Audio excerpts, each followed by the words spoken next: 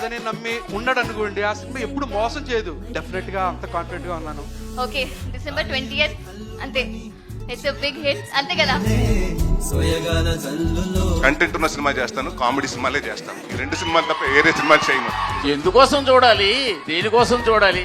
Definite గా కన్నీళ్లతోటే end వస్తారు sir. దొలకం వచ్చి బాగుందా, కంఫర్టబుల్ గా ఉందా అంటే తిరిగిపోయింది. వచ్చేయండి మీరు కూడా సాయంత్రం కూర్చుందాం.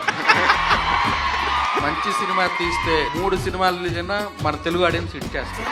So thank you so much.